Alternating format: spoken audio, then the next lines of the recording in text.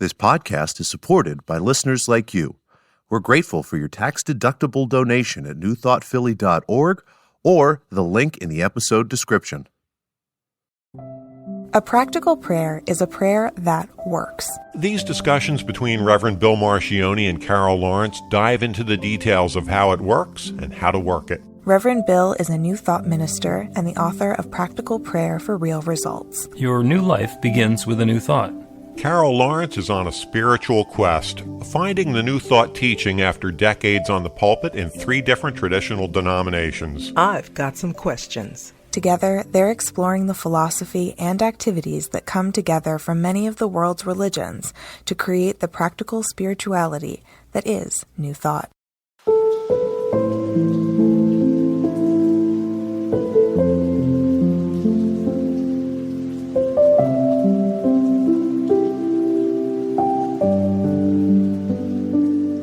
Welcome to the Practical Prayer Podcast. I'm Carol Lawrence with Reverend Dr. Bill Marcioni.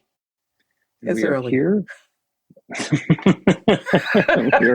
We're here with the Practical Prayer Podcast, and you wanted to talk about getting something new. Yeah, because this is New Year's and New Year. It's a new year. Get that mixed up. Anyway, it's like, what is this, the 8th? So I think etiquette says that we legitimately can say Happy New Year up to 7 days, and then after that, you do what you want. But people are still thinking about new and what they want new for their lives: weight, exercise, relationship, you name it. Every time I talk to somebody, it's about wanting something new. But what I shared with you earlier, and I'd like you to talk about it, is that new happens when you do something new. You can't wish and pray for something new to happen. You have to be a part of it. And how much a part of it is... You always do what you've always done. You always get what you always got.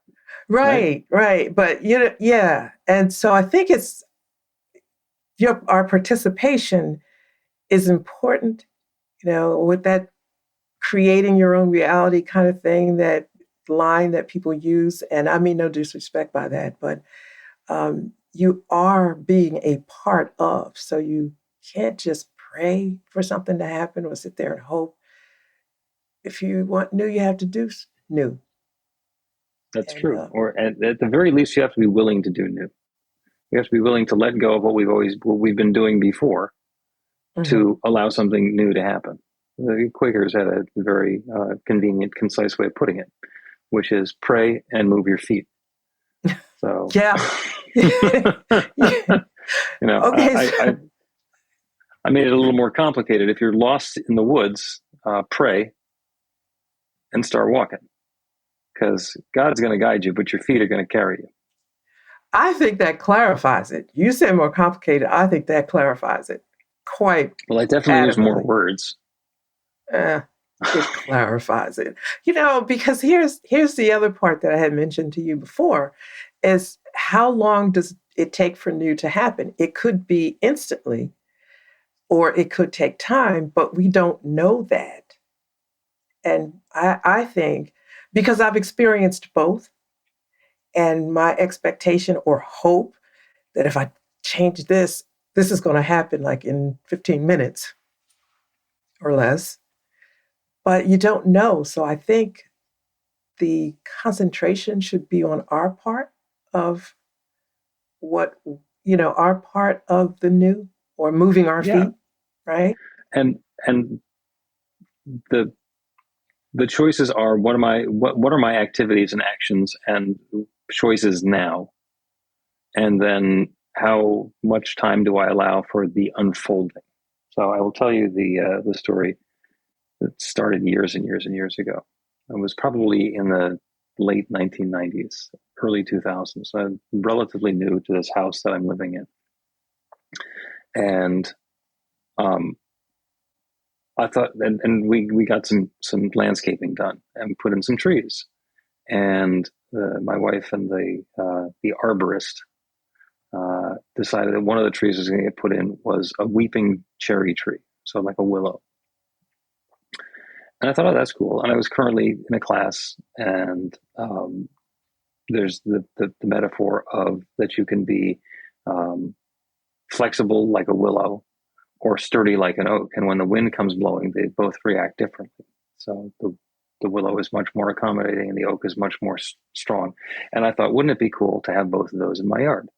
So my teacher, we were taking classes in her house in New Jersey, and she had a bunch of oak trees in her backyard. And it was fall, and I said, I'd love to have an oak tree. So I came to class one night, and she had a little oak sapling in a Dixie cup. And she gave it to me. She said, here, this found this in the backyard. You can have it. So I thought, oh, that's great. I'm going to plant that. I'm going to have an oak tree. And I'm going to have a weeping cherry tree. And it's going to be a little metaphysical, metaphorical story right there in my yard. And then the sapling died. I mean, I don't think I got it home before that thing was withered. So it was not going to do anything. And some number of weeks later, the arborist came in and looking around the job that they're going to do. And there was a scruffy pine tree that was too close to the house. He said, we'll take this out too. I said, great. And growing up next to it was a sapling of an oak tree. He says, yeah, we'll get rid of this. And I said, no, I'll leave that one. And the thing was maybe 6 feet tall. So he said, okay. So they planted the weeping cherry and the other plants that were in the backyard, and they straightened out this oak tree, and they took out the pine tree. And so I had a little oak tree and a relatively mature weeping cherry in my backyard. And they grew and they grew and they grew and they continued to grow. And then 3 or 4 years ago, the weeping cherry got diseased. So we had it taken out. And the oak tree continued to grow. It's like 40 feet tall now, to the point where my next door neighbor is like, who in the world would plant an oak tree between 2 houses? And I was like, me. That was my idea. I didn't decide where it was going to go. It decided. And so it continues to unfold. And there's another saying that the best time to plant a tree is 20 years ago. And the second best time is today. Mm-hmm. So that's a long story to address what you were asking about, which is doing something new. So I had an idea that I wanted an oak tree, and I thought it was going to come from my teacher's house, and that didn't work. And then there's an oak tree that came from a completely different source. And then there's the wondering 20 years later, was that a good idea?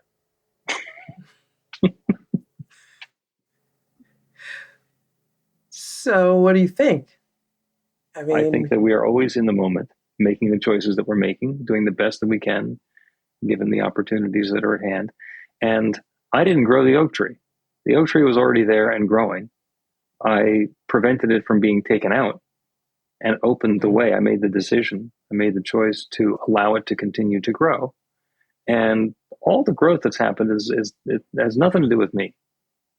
I mean, I've been maintaining it, but it's not me doing the growth. It's the oak tree that's doing the growth. So when we want something new, we have to be willing to let go of what had been there, to make some space for it, and then do what is ours to nurture it and get out of the way for everything else. Yeah. I think, and I'm thinking about doing what is ours. We don't always know what that is. But I tend to be slow and methodical about things. And so I'm always thinking about the next step. If I do this, what are the variables? What might happen if I do this, this, and this? Well, it's a little slow. I think I probably drive some people crazy, but what the heck? That's how my father was. And, I'll leave that alone. But it's good because I get being a reformed control freak. Would you call me like reformed or recovering control freak? I think recovering control freak gives me time to rethink things and see what it is to mine to do. And most of the time is to, like the tree, just back off and let it grow. And if I have some input or something that's required of me, I'll know as we go, rather than handling every piece of it in the beginning, Yep. which, Well, I'm gonna ask you a question that almost seems rhetorical, yes. in that I'm pretty sure I know what the answer is. So, and I'm very familiar with the circumstances. Saying, all right, I'm observing what the situation is. I know what the pieces are, and I understand that if I take this next step, then this is how the unfolding is likely to happen. Mm-hmm.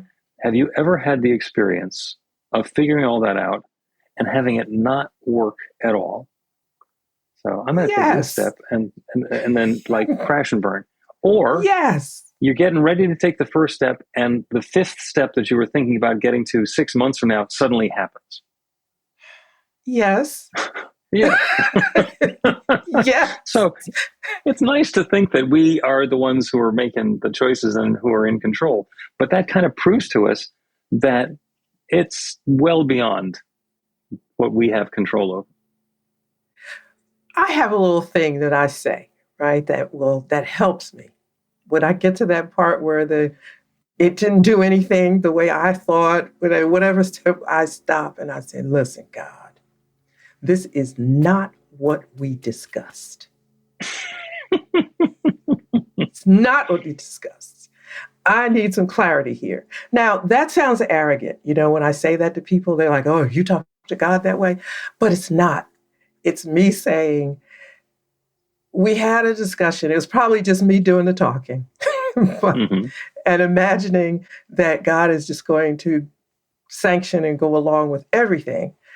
Sometimes yes, sometimes no, but it's enough to make me understand that I am not in control driving this thing 100%. Yep.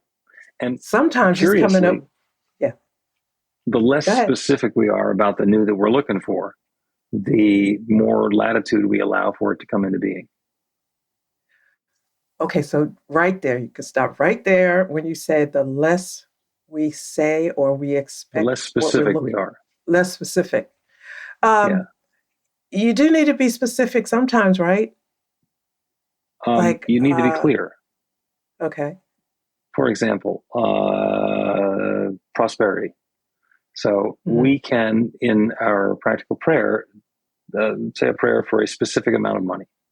So Mm-hmm. I have this event that's coming up and it's going to cost this much, and I'm going to set the intention to have $6,000, an extra $6,000 show up in my life somehow, and then get hired for a side job, or have an investment pay off unexpectedly, or get a gift from somebody else, or the car gets totaled and suddenly the payment includes an extra $6,000. We can be specific in that way, but it is usually a lot better for us when we set the intention of, I understand that this is the financial situation that I'm in, so I open myself up to the infinite abundance that exists everywhere, and I know that everything is paid for and everything is taken care of, in which case perhaps whatever it is that I needed the $6,000 for, I don't need the $6,000 anymore. Somebody says, oh, that trip we're going on? No, I'm taking you on that trip. Mm-hmm.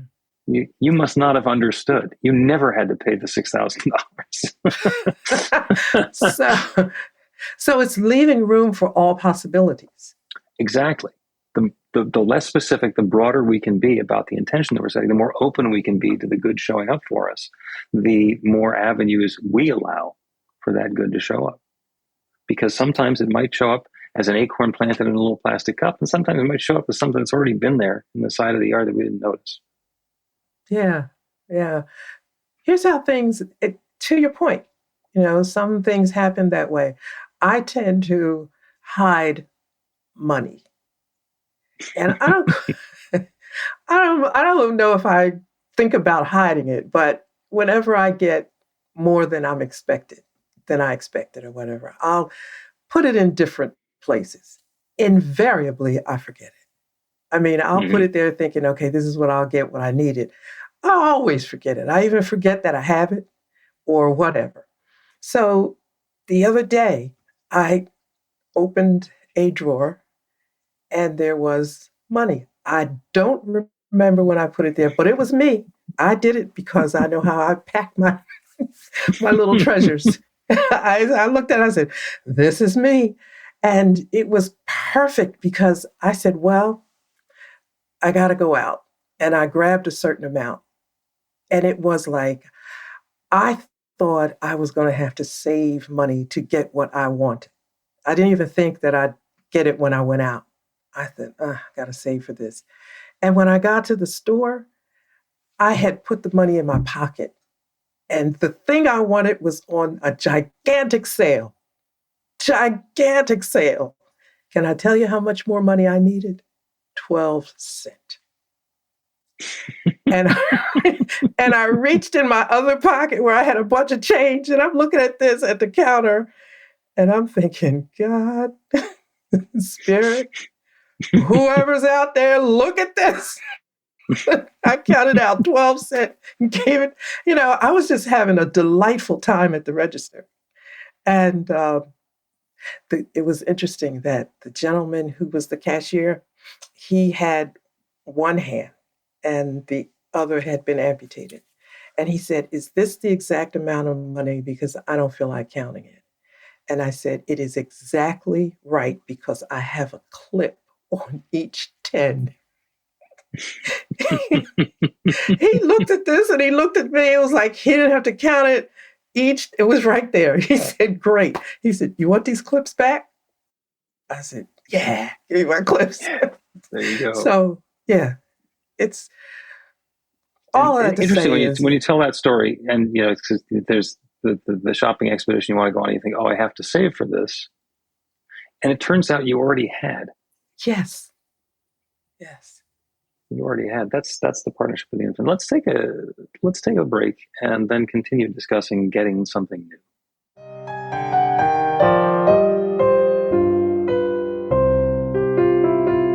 Here's Reverend Bill letting you know that the Practical Prayer for Real Results class is now available on demand. That's right, you can take it at your own pace, anytime you want. All of the information is at bethelight.com. That's b-the-light.com. You know where to find that stuff. The class is 5 lessons, broken down into 18 modules, and you can take them at whatever pace is comfortable for you. As you work through the process, it starts out with the theory, goes into the practice, there are experiential activities and exercises, and at the end of the program, you will wind up with an understanding of how practical prayer works, and a practical prayer for yourself that will work to create transformation in your life. And as you know, it works for everything. Take a look at the class online at bethelight.com. There's a sample lesson so you can see how the class is going to work for you and then dive in. The great news is it's on sale now. You can register and save $20 off of the regular price. I'm looking forward to seeing you in class.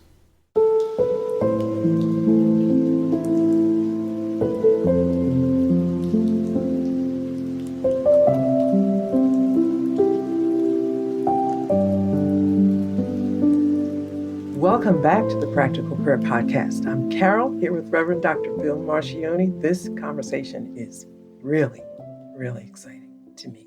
This is new, or this is creating something new, which is kind of the whole idea. And that's the idea of new thought, is we can have a new experience and we get to have a new thought first. And it simply addresses the understanding that there's one creative power that creates everything. And that one has created each of us, and that we are using that power to create our next new experience of life. And sometimes we feel like figuring it out and muscling it is the way to go. And that works often enough that we keep trying it. And other times, what we're trying to do is clearly so much bigger than what we can handle that we have to turn it over to prayer. And it's that area in the middle where, well, what do I have to do here? What earth-moving equipment do I need to pick up or rent to push the pieces around? Instead of saying there's an infinite power that's capable of creating this change, and just open to that. As you were saying that, I was thinking about, I just did a gratitude challenge. And one of the days' gratitude was being grateful for what you know. When I was a total, completely excellent, actually, control freak. I was good. I'm sure you were good. You were the best. And I was fine because I didn't know any better. But then when I learned better, I started thinking about, I stop myself. What do I know about this? What do I know about the way things work that will guide me in my next thought or my next step? Now, I'm not at all perfect. The intro says I have some questions. I'm not I'm not perfect, but I will stop and say, what do I know? And I can't tell you how many times I've got to the fourth step in the gratitude and just been grateful for what I know. Because sometimes it doesn't tell me what to do.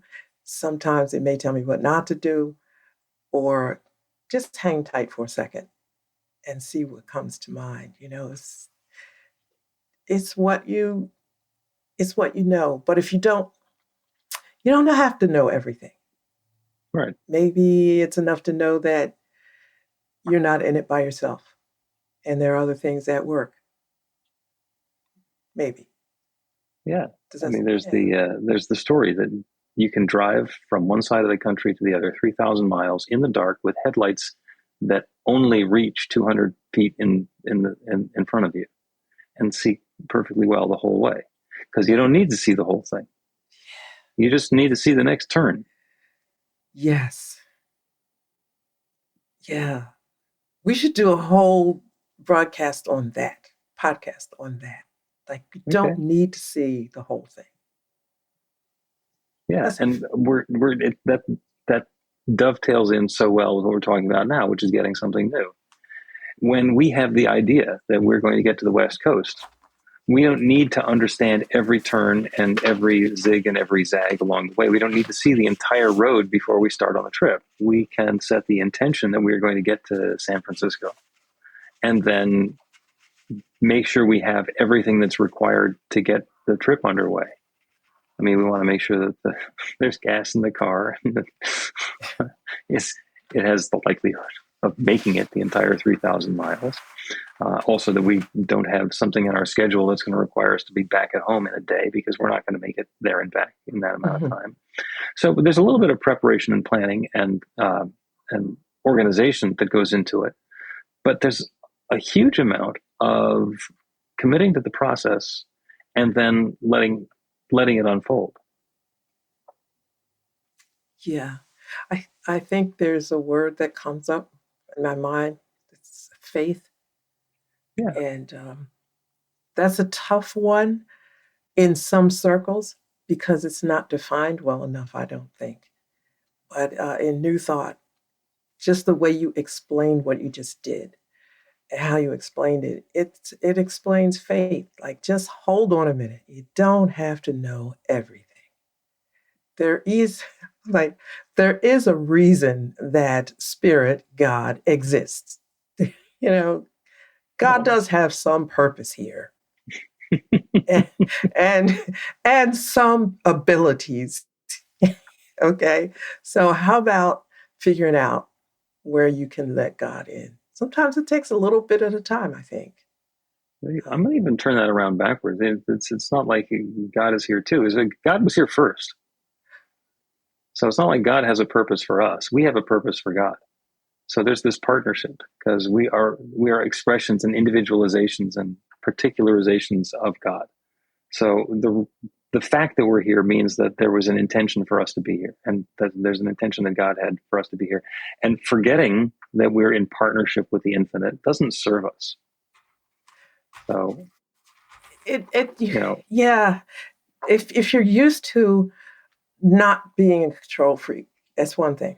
But when you're when you are, you do have to do a little bit of thinking. Now, I held this up. I don't know if you're going to see it. You can't see that, but you can see the size of it. It's this note that I put on my computer, the stand next to my computer. It says, "Spirit, how do you want to manifest yourself in this service?" And that's a big thing for me, because as a pastor for the number of years that I had to make a lot of decisions and a lot of planning, and then I come from corporate where you do the 5-year plan and the 3-year plan. You're friggin' in control of everything. And and you get comfortable with that, as we talked about. But remembering that I'm not the only one in this. Like how much God is in it, all of that takes a bit of time, but to begin to say, okay, I'm not the only one in this. And so even though I have a good idea about what I like and how I think it should turn out, sometimes that's a feel good for me. It's Oh, yeah, I always. yeah, it's a feel good for me that I have convinced myself is a good for all. And that was a milestone.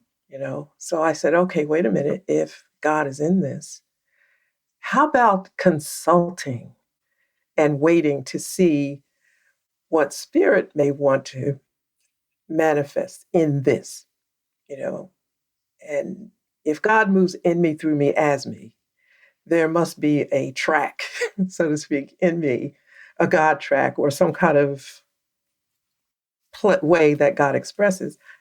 How about giving God a shot? You know, I don't have, that's not the right words, I know. But I know exactly what you're saying. And, okay. to go back to the story that I told earlier, it would be completely possible for me to go back and get another acorn and another seedling and insist on growing my oak tree from the backyard of my teacher's house. And I might have tried over and over and over again to make that happen and let the arborist take out the oak sapling that was already there Hmm. because I had a different idea. No, it has to work this way. And very possible to work at cross purposes to the intention that I actually had, which is to have this oak tree growing in my yard. So we always have the opportunity to open to the guidance, to the vision of what's available and what's possible, and let go of our attachment to it's got to be a little thing in a Dixie cup and it's got to come from that yard and it's got to be planted here. As we let go of controlling the specifics and we are more engaged with what's going on around us, all kinds of possibilities happen.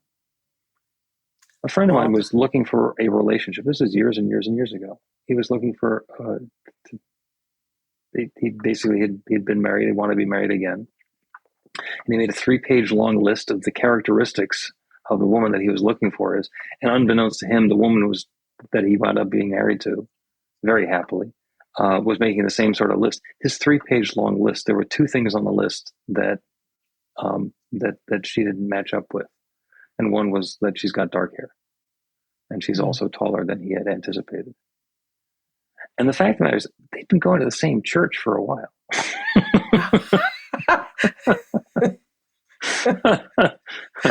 And it was when they opened themselves up to what's possible that they connected. Yeah. You know what? Long, long time ago, in church, some individuals some sisters were praying for mates. And, everybody, they were talking about what they wanted. And I said, well, suppose he is short, has less hair than you wanted, and maybe his teeth are not quite all real. And they looked at me like, how in the world do you pray for something like that? I said, no, it's not praying for it. You're praying for this personality, so to speak, but it may come in a package that you're not expecting. Yep. And like the light went off throughout the room. And there were a couple that connected with somebody that was right there, in that church. Package a little different, not always less than expected, but I think when you open yourself up, what you get, what you ask for.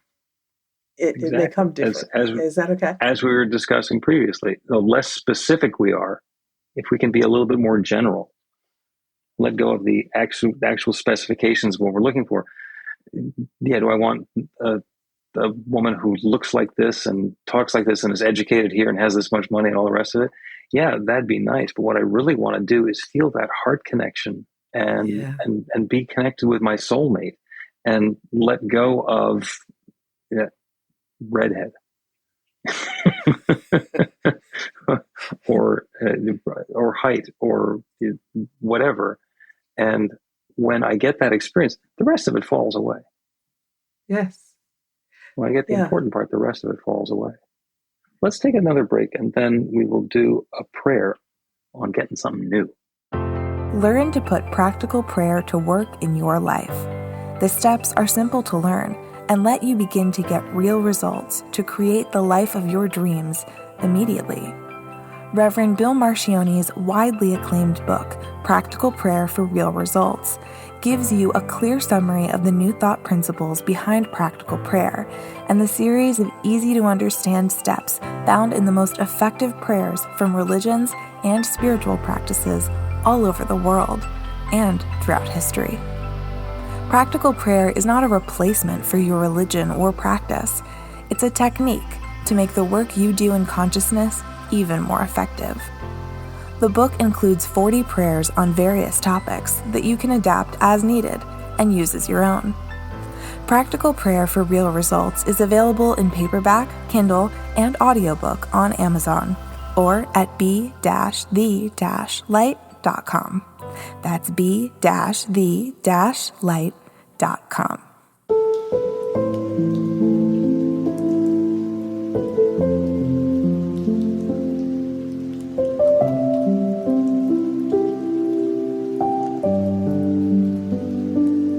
Welcome back to the Practical Prayer Podcast. I'm Carol, here with Reverend Dr. Bill Marcione, and I enjoy these conversations, but I got to be honest, this is my favorite part. The prayer part. Yeah, because it hits home a lot of times, but it helps me to learn and understand how. It's just great. This is my favorite part. Thank you. And a practical prayer is a specific format for prayer that has been proven to work over the years. And I'm not going to go into the exact steps. That's what the book and the other 134 episodes of the podcast are about. But we end each podcast with a practical prayer based on what we've been discussing. And today the prayer is about getting something new. We are always able to create and invite something new into our lives. And a couple of things happen when we want to do that and when we're going to use a prayer technique to do it. The first thing is we need to be very clear about what it is that newness looks and feels and tastes like. So the more clear we can be about the feeling that we'll have when that newness is upon us, the more latitude that we are allowing that infinite creative power that creates everything to create it for us. And then we get out of our own way.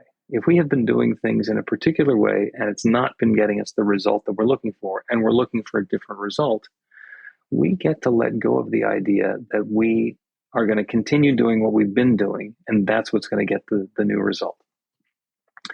And the prayer is going to encompass all of that. So as we turn our attention away from the world around us, from the specifics, from the path that we've been on, the experiences that we've already had, and we open our awareness of that infinite creative power, that one divine presence, that one love, that one source that we call nature or spirit or God or the Big Bang or whatever it is that was the only thing in the beginning that has been unfolding and releasing and revealing itself as newness and freshness and something different in creation ever since. Everything is that one, unfolding in its own particular way. There is nothing that is not that divine presence. There is nothing that is not God. There is not anything in existence that cannot trace its lineage back to that one source. And that includes me, and it includes each one who is listening to this prayer. We are all divine and perfect expressions of that one infinite power. So all of the good everywhere is available to each of us in our own way. That divine creative power is already working to create the next experience of life that we're having.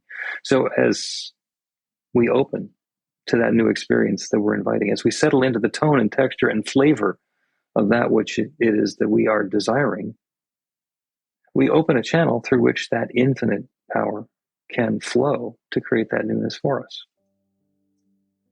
And it's not necessarily going to flow the way that we decided it's going to flow. It's not going to do it how we would do it, because there is so much more possible as we let go of our attachment to thinking that we already had control over how it's going to happen, as we let go of the thought that it's got to be this way, and open to the experience that we are desiring and seeking. That one infinite creative power flows into our experience to create that newness for us, sometimes in exactly the way that we would have done it, and sometimes in a way that is so completely unexpected that we never would have thought of it. And the good unfolds. And love is at hand. And newness is underway. So as we open ourselves to something new, as we let go of that which has not been working for us, the law responds and the good unfolds. And I'm so grateful for it. I'm grateful for the good that we're each experiencing. I'm grateful for the willingness of each one listening to let go of whatever has not been working, or even what has seemed to be working, but is no longer necessary. And open to that newness. And allow that infinite creative power to create something new and wonderful. I'm so grateful for the wonderful way this is showing up. I'm grateful for the stories that we get to tell about just exactly how quick and uplifting and fabulously successful this process is. And so with gratitude for all of this good, I speak this word and I release it into that creative law, that same creative law that has created everything. And I know that it is already creating this. This good is underway now. And so I let it be. And so it is.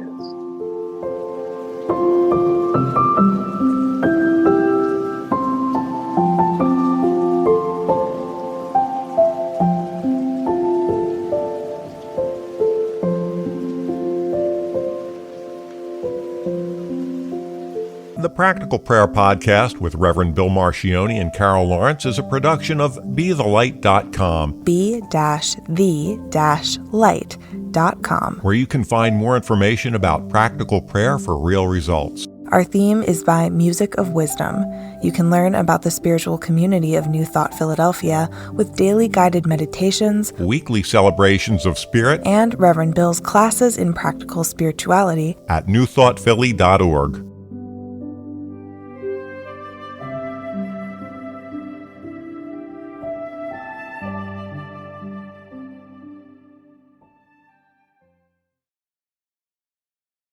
This podcast is supported by listeners like you. We're grateful for your tax-deductible donation at newnewthoughtphilly.org or the link in the episode description.